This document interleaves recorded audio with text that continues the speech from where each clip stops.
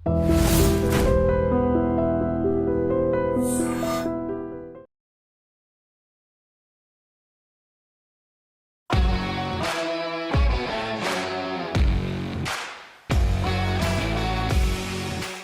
viewers, welcome to A to Z with Awesome Aparna and welcome to Mind and You series. ఈ రోజు మనతో పాటు family counsellor కల్పవల్లి గారు ఉన్నారు. ఆవిడతో మాట్లాడదాం. నమస్తే అమ్మ. నమస్తే తల్లి. మనం గత కొన్ని రోజులుగా చాలా సీరియస్ టాపిక్స్ మాట్లాడుకుంటున్నాము. ఈరోజు ఇంకొక ముఖ్యమైన టాపిక్, ప్రజెంట్ జనరేషన్లో కాంప్లికేషన్స్, ఒక రకంగా వైఫ్ అండ్ హస్బెండ్ మధ్య డిఫరెన్సెస్ తీసుకొస్తున్న పాయింట్ కూడా ఇదే. మనం మొన్న ఎపిసోడ్లో పెళ్ళికి ముందు తెలుసుకోవాల్సిన విషయాలు ఏంటి, అబ్బాయి అమ్మాయి అనే దాని గురించి మాట్లాడుకున్నాం కదా. అందులో ఇప్పుడున్న మెయిన్ పాయింట్ ఇంకోటి ఏంటంటే పిల్లలు. అంటే పెళ్ళయ్యాక పిల్లలు కనాలి అనే ఉద్దేశంలోనే ఇద్దరు ఉన్నారా? ఎందుకంటే ఇప్పుడున్న జనరేషన్లో చాలామంది పిల్లలు అనే బాధ్యత వద్దు అనుకునే వాళ్ళు ఉన్నారు, లేరు అని అస్సలు చెప్పలేం. అమ్మాయికి వద్దు అనుకోవచ్చు, అబ్బాయి వద్దు అనుకోవచ్చు. అలా ఈ విషయం మాట్లాడుకోకుండా ఎవరికి పిల్లలు వద్దులే, అందరికీ కావాలనే ఉంటారు కదా అనే ఉద్దేశంలో కానివ్వండి, ఈ కాలంలో ఎవరి పిల్లల్ని కంటున్నారులే, వాళ్ళకు కూడా ఇష్టం ఉండదులే అనే ఉద్దేశంలో కానివ్వండి, మ్యారేజ్లోకి వెళ్ళి తర్వాత ఒకళ్ళు కావాలనుకొని ఇంకొకళ్ళు వద్దనుకోవటం, ఈ విషయంలో కాంప్రమైజ్ అవ్వలేకపోవటం అనేది చాలా పెద్ద సమస్యగా, అది కూడా ఒక కాంప్లికేటెడ్ మెయిన్ సమస్య అవుతుంది వైఫ్ అండ్ హస్బెండ్ మధ్యలో.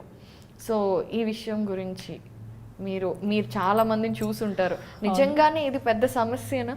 ఇలాంటి సమస్యలు మీ దగ్గరకు వస్తున్నారా? చాలా పెద్ద సమస్య అమ్మా ఇది.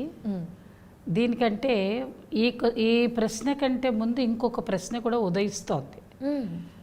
ఆ ప్రశ్నకు కూడా చెప్పాక జవాబు ఈ ప్రశ్న చెప్దామని నాకు అనిపించింది ఇప్పుడు నువ్వు మాట్లాడుతూ ఉంటే. ఏంటి అని అంటే, ఈ ప్రశ్న రావడానికి అవతల వాళ్ళు ఏంటంటే, పెళ్ళికి ముందు వాళ్ళకి ఏదో ఒక కోరికలో లేదంటే ఒక అఫైరో ఏదో ఒకటి ఉంటుంది. ఎయిదర్ ఆర్, అమ్మాయికైనా ఉండొచ్చు, అబ్బాయికైనా ఉండొచ్చు, అది పెద్ద విషయం కాదు.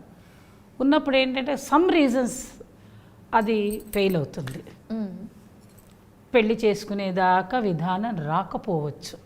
అంటే ఎందుకు అలా అవుతుంది అంటే, ఏదో ఒక కారణాలు అవుతాయి, తెలియదు. అది ఎన్ని రకాలు ఉన్నాయి, దానికి చెప్పాలంటే ఎన్ని ఎపిసోడ్స్ అయినా సరిపోదు. అవును.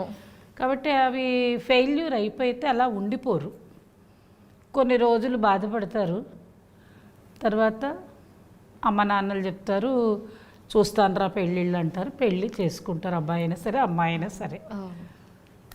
ఆ పెళ్ళి చేసుకున్న తర్వాత వాళ్ళు సుఖంగా ఉంటారా అనేది ఒక పెద్ద ప్రశ్న. అప్పుడే మొదలవుతాయి ఈ ప్రశ్నలన్నీ కూడా. అప్పుడు వాళ్ళకి ఏమవుతుంది అంటే, వాళ్ళు సంతోషంగా ఉండలేరు.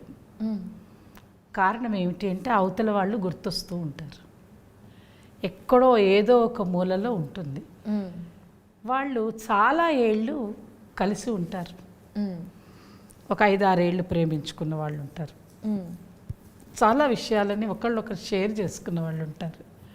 సరే, ఏదో సమ్ ఆర్ అదర్ రీజన్స్లో వాళ్ళు విడిపోయినంత మాత్రాన ఇదేమీ మెటీరియల్ కాదుగా మర్చిపోవడానికి. మనసు తొందరగా మర్చిపోదు.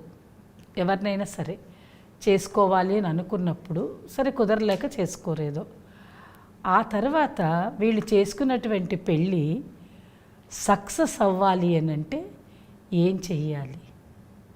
ఇది చాలా పెద్ద టాపిక్ ఇది. ఆ టాపిక్ అయిన తర్వాతనే ఈ సంతానం అనే టాపిక్లోకి రావాలి. లేకపోతే వీళ్ళు సక్సెస్ కాకపోతే అట్లాంటి వాళ్ళకి అసలు ఈ పిల్లలు వద్దు అనే టాపిక్ వచ్చేస్తుంది అమ్మలు.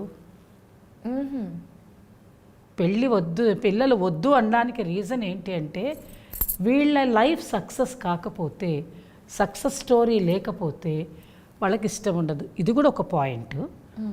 మీరు అడిగిన ప్రశ్నలో అయితే అది ఇంకొక పాయింట్. కొంతమందికి బర్డన్గా ఫీల్ అయ్యేవాళ్ళు కొంతమంది ఉన్నారు, లేరని నేను అంటలే. ఫస్ట్ మనం ఈ ముందు ప్రశ్నకి జవాబు తీసుకున్నట్టయితే, వాళ్ళు ఎలా మలుచుకోవాలి వాళ్ళ లైఫ్ని.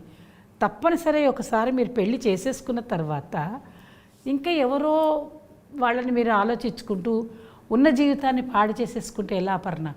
అవునా, చాలా తప్పు కదా. మీకు ఇష్టమయ్యే పెళ్లి చేసుకున్నారు కదా. ఈ పెళ్ళి అనేది ఏదో పడి ఉంటుందిలే అని చేసుకునే పెళ్ళిది కాదుగా. ఒకసారి మీరు అది ఫెయిల్ అయ్యారు అనుకున్నారు, కొన్ని రోజులు మైండ్ని బాగా డైవర్ట్ చేసుకున్నారు, పెళ్లి చేసుకోవడానికి ఇష్టపడ్డారు, ఓకే అనుకుని మీరు పెళ్లి చేసుకున్నప్పుడు ఎవరి దగ్గర అయితే మీరు పెళ్లి చేసుకుని ఉన్నారో, అబ్బాయి అయినా సరే అమ్మాయి అయినా సరే, వాళ్ళతోటి ఆనందంగా కాలం గడపాలి. ఇంకా పాత విషయాలన్నీ తవ్వుకుంటూ కూర్చోకూడదు. తవ్వితే మీకు వచ్చేది ఏమీ లేదు, ఒక గుంట తప్ప. ఏమీ రాదు, దానిలో నిధి రాదు. తవ్వే దేనికమ్మా? ఏదైనా నిధులు ఉంటాయని తవ్వుతారు, కానీ తవ్వుతుంటే నిధులు ఏం లేవు, అక్కడ గుంట ఏర్పడుతుంది తప్ప ఏం లేదు. ఆ తీసిన గుంటలో ఎవరు పడాలి? మళ్ళీ మనమే పడాలి.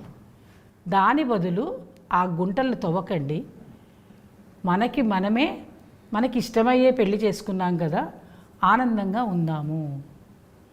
అయింది ఏదో అయిపోయింది, దాని గురించి కాదు. అక్కడ ఏదైతే పొరపాటు జరిగిందో, ఆ పొరపాటు వల్ల మీకు బ్రేకప్ అయ్యిందో, అదే పొరపాటు ఇక్కడ చెయ్యకూడదు. ఇది వాళ్ళు నేర్చుకోవాల్సిన లెసన్. అవునా కదా? ఇప్పుడు అక్కడ పొరపాటు అయిపోయింది, ఆ పొరపాటు వల్ల మీ బ్రేకప్ అయింది, మళ్ళీ అదే పొరపాటు ఇక్కడ చేస్తే ఎట్లా? అది గుర్తుపెట్టుకొని వాళ్ళని ఆలోచించుకుంటే మళ్ళీ వాళ్ళకి ఫోన్లు చేసి, మళ్ళీ వాళ్ళకి మెయిల్ ఇచ్చి, మళ్ళీ మెసేజ్లు పెట్టి అవసరమా తల్లి? దానివల్ల ఏమవుతుంది? ఉన్న రిలేషన్ చెడిపోతే వాళ్ళు ఆనందంగా ఉండలేరు. ఆ సమయంలో ఇంకా పిల్లలనే ఆలోచన ఎలా వస్తుంది? పిల్లలంటే ఏమన్నా బ్యాంక్ వెళ్ళు లేకపోతే ఏటీఎం కార్డుకి వెళ్ళి తీసుకొచ్చేది కాదు కదా. నువ్వు ఎంత ఆనందంగా ఉంటేనే కదమ్మా నీకు సంతానం అనేది కలిగేది. మీరు మానసిక ఆనందం లేకుండా శరీరాలు కలిసినప్పటికీ కూడా సంతానం ఏర్పడదు. మీ మనసు ఉంటేనే ఏదైనా అయ్యేది. ఏమీ లేనప్పుడు అది ఎలా అవుతుంది? పిల్లలు పుట్టరు. అంటే అర్థం ఏంటంటే మీకు సంతానం అక్కర్లేదనుకుని మీరు కాపరాలు చేస్తున్నారని అర్థం. అందువల్ల అలాంటి కేసెస్లో ఏమిటి అని అంటే, మొట్టమొదటిగా మేము చెప్తాం, మా దగ్గరికి వస్తే మీరు లవ్ ఫెయిల్యూర్ అయితే అయ్యింది, పొరపాటో గ్రహపాటో అయిపోయింది, వదిలేసేయండి. దీనికి పేరెంట్స్ బాగా బాధ్యత తీసుకోవాలి. ఎయిదర్ పేరెంట్స్ ఎంత బాధ్యత తీసుకోవాలి? అక్క చెల్లెళ్ళు తీసుకోవాలి, అన్నదమ్ములు తీసుకోవాలి. ఊరికి పదే పదే పొడవకూడదు దాని గురించి. కుటుంబ సభ్యులందరూ కూడా వాళ్ళకి బాగా దగ్గరగా ఉండి చక్కగా పెళ్లి చేసుకోవాలని చెప్పాలి. చేసుకున్న తర్వాత వచ్చిన అమ్మాయిని బాగా జాగ్రత్తగా చూసుకోవాలి. లేదనుకోండి, అమ్మాయి వచ్చిన మొదలుకొని ఆ పాత విషయాలు గుర్తుపెట్టుకొని తోడకూడదు. వాళ్ళతో పాటు వాళ్ళ చుట్టూతో ఉండేవాళ్ళు కూడా. అంటే ఎలా ఉండాలంటే, సమాజం వీళ్ళని వెనక్కి తొయ్యాలనే ఆలోచనలో కాకుండా సమాజం పాత్ర కూడా ఎక్కువగా ఉంటుంది. అందువల్ల ఏంటి అని అంటే, ఆనందంగా వీళ్ళు కాలం గడపాలి అంటే కుటుంబం యొక్క పాత్ర, సమాజం యొక్క పాత్ర, వీళ్ళ పాత్ర ఇవన్నీ కలిసి ఉంటే ఇలా ఫెయిల్యూర్ అయిపోయి మళ్ళీ మధ్యలోకి వచ్చినటువంటి వాళ్ళు సంతోషంగా కాలం గడపగలుగుతారు. అటువంటి వాళ్ళకి కనుక పిల్లలు తొందరగా పుడితే వాళ్ళు పిల్లల మీదకి ఉంటుంది డైవర్ట్ అయిపోతారు. అందువల్ల తొందరగా వాళ్ళు సంతానాన్ని కనాలి. ఎలాగ సంసిద్ధత అన్నారు చూడండి, దీనికి ఇది సంసిద్ధత. ఈ రకంగా మైండ్ కనుక మీరు మేకప్ చేసుకోకపోతే కుటుంబ జీవనం ఆనందంగా సాగదు, సంతోషంగా సాగదు. నెక్స్ట్, ఇప్పుడు మనం చెప్పుకునేది ఏమిటి అని అంటే, చాలామంది పెళ్ళవుతున్నప్పుడే ఏం మాట్లాడుకుంటారు అంటే, అన్ని విషయాలు మాట్లాడుకుంటారు, కానీ ఈ సంతానం అనే మాట గురించి ఎవరు పెద్ద కలగజేసుకోరు. కానీ మైండ్స్లో ఉంటుంది. చాలామందికి ఏంటంటే, పెళ్ళయ్యాక 2 ఏళ్ళు 3 ఏళ్ళు ఆనందంగా కాలం గడపాలి, మేము హ్యాపీగా తిరగాలి, మొత్తం ప్రపంచమే చుట్టి రావాలి, పిల్లలు ఒక బర్డన్ మాకు, మేము వాళ్ళని పోషించాలి, ఆ బర్డన్ ఎత్తి మీద పెట్టుకోలేము అనుకునే వాళ్ళు 160 మంది 70 మంది ఉన్నారు. అందుకని వాళ్ళు ఏమిటంటారు, పెళ్ళవ్వంగానే మేము పిల్లల్ని కనడానికి రెడీగా లేము, సుముఖత చూపటం లేదు. ఇంట్లో పెద్దవాళ్ళు ఏం చేస్తారు, ఏమిట్రా అని అడుగుతారు. అమ్మాయి ఏంటమ్మా ఇంకా ఎన్నాళ్ళు అని అడుగుతూ ఉంటారు. కానీ వీళ్ళు ఎవరికి ఏవి చెప్పరు. అది ఒక పాయింట్. అయితే కొంతమంది కలిసి ఉండలేరు, వాళ్ళకి చాలా మానసికంగా చాలా కన్స్ట్రెంట్స్ ఉంటాయి, వాళ్ళతో కలిసి కాపురం చేయలేరు, పిల్లల్ని పక్కకు పెట్టేస్తారు, ఇప్పుడే వద్దు వద్దు వద్దు వద్దు. కొంత తెలియక, ఎందుకంటే పిల్లలు పుడితే చాలా బర్డన్స్ ఉంటాయి, ఫీజులు కట్టాలి, వాళ్ళకు పుట్టినప్పటి నుంచి వాళ్ళకు రకరకాలు చేయాలి. ఈ రోజుల్లో ఏంటమ్మా, పుట్టిన తర్వాత 3వ నెల నుంచే ఫీజులు కట్టాల్సిందేగా, వాళ్ళని తీసుకెళ్ళి క్రష్లో పడేయాల్సిందేగా, అదొక ఫీజేగా. మళ్ళీ వీళ్ళు ఉద్యోగాలు చేసుకోవాలిగా. అక్కడి నుంచి వస్తుంది వీళ్ళకి ఆలోచన. ఒక పిల్లవాడిని కనాలంటే అసలు కనడానికి ఎంత డబ్బులు ఖర్చు పెట్టాలి?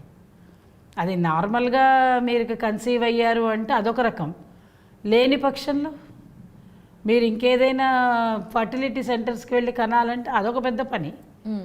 ఆ పనితోటి బోల్ డబ్బు ఖర్చు అవుతుంది.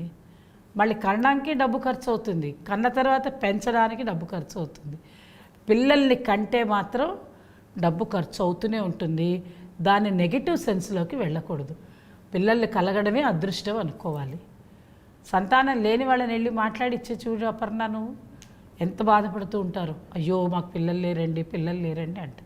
కానీ పిల్లలు ఉన్నప్పుడు మాత్రం వాళ్ళు చాలా ఆనందంగా ఉంటారు. మన మనసు డైవర్ట్ అయిపోతుంది. సైకలాజికల్గా మనం చాలా ఆనందంగా ఉంటాం తెలుసా. ఎంతటి అనారోగ్యాన్నైనా మనం మర్చిపోతాం. అసలు ఏముండదు. ఇంటికి వెళ్ళంగానే ప్రశాంతంగా ఉంటుంది పిల్లల్ని చూస్తే. ఎంతటి భార్యాభర్తలు కోపంగా ఉన్నా కూడా పిల్లల్ని చూడంగానే మర్చిపోతారు. ఆ పిల్లలతో ఆట ఆడుకుంటూ ఉంటారు, అసలు విషయాలు మర్చిపోతారు. అలాగా మైమరిపించేటువంటి గుణం ఎవరిలో ఉంటుందంటే వాళ్ళకి కలిగిన సంతానంలో ఉంటుంది. అటువంటి సంతానాన్ని మీరు ఇంకా టైం తీసుకుంటూ పోతే మీరు ఎప్పుడు అడ్జస్ట్ అవుతారు లైఫ్లో? అదే పెళ్ళి అయిపోగానే 1 సంవత్సరం ఓకే, మీరు అడ్జస్ట్ అయ్యి, మీకు కుటుంబం అడ్జస్ట్ అయ్యి, అన్నీ అడ్జస్ట్ అయ్యాక సంతానం అంటే ఓకే, ప్రాబ్లమే లేదు. అలా కాకుండా చాలామంది, అంటే నేను కొన్ని ఫారిన్ కంట్రీస్లో విన్నాను, అక్కడ ఉండేటువంటి వాళ్ళు చెప్పే విధానం ఏంటి అంటే, మాకు మొత్తం డబ్బులన్నీ రెడీ అయితే కానీ మేము పిల్లల్ని కనము. 10 ఏళ్ళైనా సరే మాకు ఒక సోషల్ స్టేటస్ కార్డు కావాలి, ఓ ఇల్లు కావాలి, ఓ కారు కావాలి, ఓ ఆఫీసులో. అంటే మనలాంటి ఉద్యోగాలు ఉండవు వాళ్ళకి. 365 రోజులు ఉద్యోగాలు, 30 రోజులు ఉద్యోగాలు చేయరు. వారం వారం కూడా మారేటువంటి ఉద్యోగాలు వాళ్ళకు ఉంటాయట. అలా ఉన్నప్పుడు మేము కన్న పిల్లల్ని పెంచవలసిన బాధ్యత వాళ్ళదే కాబట్టి గవర్నమెంట్ ఒప్పుకోదుట. ఏ ఉద్యోగం లేనటువంటి వాళ్ళు పిల్లల్ని కనడానికి ఒప్పుకోరట. పిల్లలకి చాలా విలువ ఇస్తారట అక్కడ. ఈవెన్ కార్లో వెళ్ళాలన్నా కూడా పిల్లలకు సపరేట్గా చూస్తూ, ఇళ్లల్లో పిల్లలకి సపరేట్ రూమ్స్ ఇస్తూ, పిల్లల్ని ఒక మాట అనకుండా తిట్టకుండా ఇలా పెంచుతారు వాళ్ళు. అలాగా పిల్లలకు అంత విలువ ఇస్తారు కాబట్టి వాళ్ళ విధానం అది, వాళ్ళ దేశ విధానం. నువ్వు ఆ దేశ విధానాన్ని ఇక్కడ నువ్వు అవలంబిస్తారంటే కుదరదుగా. కాబట్టి మన దేశంలో మన పద్ధతి ప్రకారంగా మీరు ఆనందంగా ఉండండి. చక్కటి సంతానాన్ని, మీరిద్దరు మానసిక ఆనందం లేకపోతే పుట్టే పిల్లలు సరిగ్గా పుట్టరు. వాళ్ళకు కూడా మానసిక ఆనందం ఉండదు. శరీర అవయవాలు కూడా సరిగ్గా రావు. వాళ్ళు చికాగ్గా ఉంటారు, ఎప్పుడూ రోగాలు రొప్పులతోటి ఉంటారు. అలా ఉండకుండా ఉండాలంటే మీరు ఎలా ఉండాలి? ఆనందంగా ఉండాలి. అప్పుడు మీకు సంతానం బాగా సత్సంతానం కలుగుతుంది. మా దగ్గరికి వచ్చిన వాళ్ళకి మొట్టమొదటిగా మేము ఇదే చెప్తాం. కొంతమంది వస్తారు, ఏదో తప్పని పరిస్థితుల్లో మేము ఏదో కనేస్తాం పిల్లల్ని అని. తప్పని పరిస్థితులు కన్నా మీకు ఏమైనా మొక్క, ఏదేదో మొక్కు తీర్చేసుకున్నాం అనడానికి అలా కాదు కదా. మీకు ఒకవేళ పిల్లలు ఇప్పుడే కాదు అనడానికి కొన్ని రీజన్స్. అనారోగ్యంగా ఉంటే okay, I agree with your point. Either ఆ అబ్బాయికి కానీ అమ్మాయికి కానీ ఏదైనా తెలియకుండా అనారోగ్యం ఏదైనా ఉన్నా, కొంతమందికి కొన్ని అనారోగ్యాలు చెప్పే ఉంటాయి, కొన్ని చెప్పని ఉంటాయి. అలాంటివి ఏదైనా ఉంటే సంతానాన్ని కనకపోవడమే మంచిది. అంతేకాని జనరల్ కండిషన్స్లో అయితే మాత్రం మాకు పిల్లలు వద్దండి అన్నవాళ్ళు పెళ్లి చేసుకోకపోవడమే బెటర్. ఇంకెందుకు పెళ్లి చేసుకోవడం? మీ పిల్లలు వద్దన్నప్పుడు ఇంకా పెళ్లి చేసుకోవడం ఎందుకు? కొంతమంది అంటారు, మేము పెళ్లి చేసుకుంది మా పాటికి మేము సంతోషంగా ఉండడానికి, మాకు పిల్లలు అక్కర్లేదు. ఎప్పుడు కావాలి పిల్లలు? 50 ఏళ్ళకి పిల్లలు కావాలంటే ఆ రోజు పుట్టచ్చు, పుట్టకపోవచ్చు. మీకుండే హార్మోన్స్ వ్యవస్థకి శరీరం కూడా సహకరించాలి కదా. అందులో డబ్బులు వచ్చాక పిల్లల్ని కంటామన్న మాట పక్కన పెట్టేసేయండి. పిల్లలకి డబ్బుకి మీరు పొంతన పెట్టకండి. ఆటోమేటిక్గా అన్నీ సాగుతూ ఉంటాయి. దానికి తగ్గట్టుగా మీరు అనుగుణంగా వెళ్ళండి. అంతే తప్ప అన్నీ వద్దు వద్దు వద్దు పెళ్ళే వద్దు అనే 40 ఏళ్ళకి చేసుకుంటువి. ఇంకా ఇప్పుడు పిల్లలు కూడా వద్దంటే ఎట్లా? అది మన చేతిలో ఏం లేదు. అన్నీ మీరు అనుకున్నట్టుగా, మీరు అనుకోగానే ఏం పిల్లలు పుట్టరు తెలుసా అపర్ణ? నువ్వు చిన్నపిల్లవి, నీకు ఇంకా తెలియకపోవచ్చు దాని గురించి. మనం అనుకోగానే ఏం పుట్టరు పిల్లలు. ఇక్కడ ఒక రాత రాసి ఉండాలి పిల్లలు పుట్టడానికి కూడా. వాళ్ళ సంతాన యోగ్యత వాళ్ళకు ఉంటే అసలు ఈ ఆలోచనలు కూడా రావు. అవి లేకపోతే ఇలాంటి ఆలోచనలు కూడా వస్తాయి. అందుకని ఎవరైనా సరే పెళ్ళి అయిన తర్వాత సంతానం వాటందరికీ అవే అవుతాయి. ఒకవేళ అలాగా అవుతుందంటే మీరు అనవసరమైనటువంటి అడ్డంకులు చేసుకోవద్దు. మనసులో మాత్రం మాకు పిల్లలు వద్దు అని మాత్రం ఎప్పుడు అనుకోవద్దు. మీ పిల్లలే మీకు శ్రీరామ రక్ష. చాలా చక్కగా చెప్పారు. ధన్యవాదాలమ్మా.